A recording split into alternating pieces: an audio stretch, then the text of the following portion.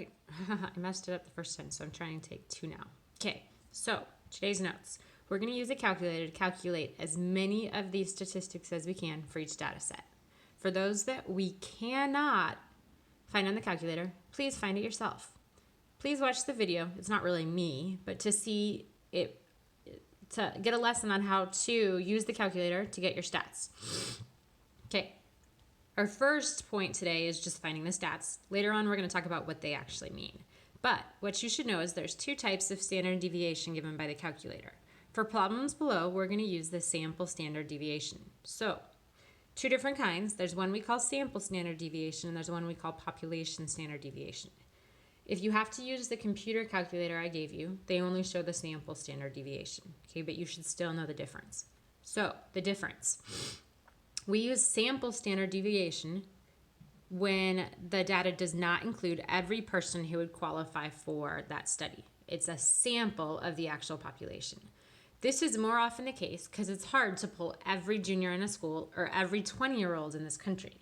So we use a sample of a certain number of people instead, and then we use the sample standard deviation. Now, we use population standard deviation when the data includes every person that qualifies for the study. So if the study was just members of our class and everyone was actually present, we could use population standard deviation. Okay? In the formula for population standard deviation, you divide by the population size n, whereas in the formula for the sample standard deviation, you divide by n minus 1. Okay?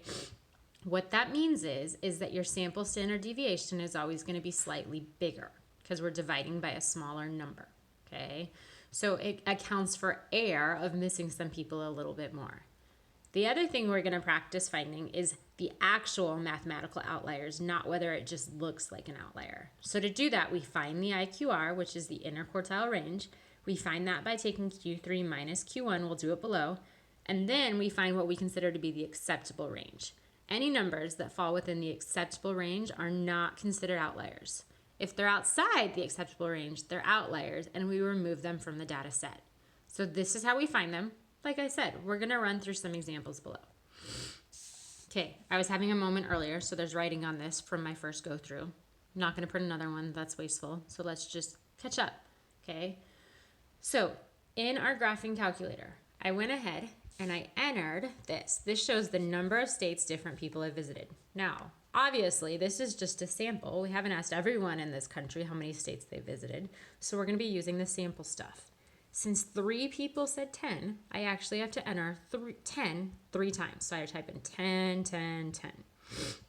I said, 5 people said 11, so I'm going to type that 5 times. 11, 11, 11, 11, 11. And then 12 people said, not 12 people, 6 people said 12, and so on. So I take a minute, I enter all that data, and then I run the one variable stats, okay? When I run the one variable stats, I need to recognize my symbols. Okay, so inside my calculator, I'm going to have this X bar. That's the mean. The mean is the same as average, remember.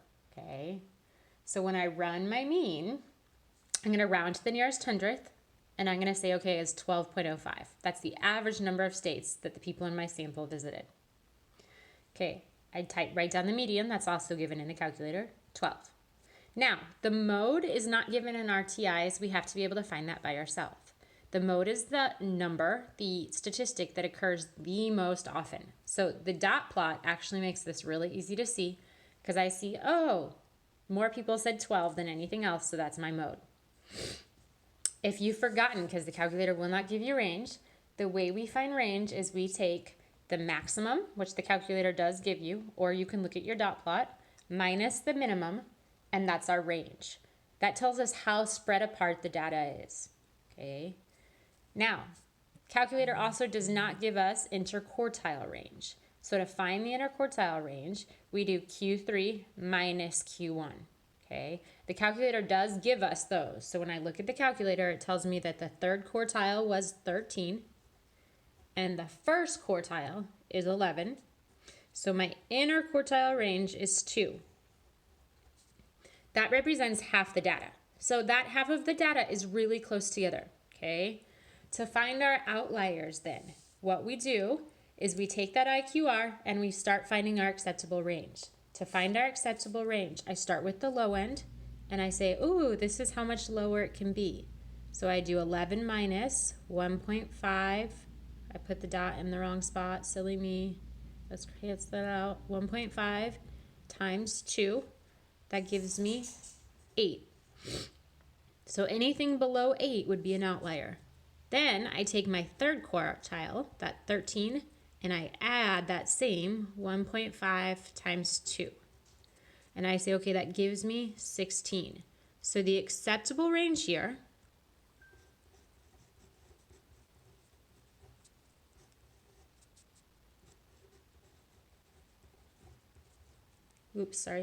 is between 8 and 16, which means that yes, 19 is an outlier.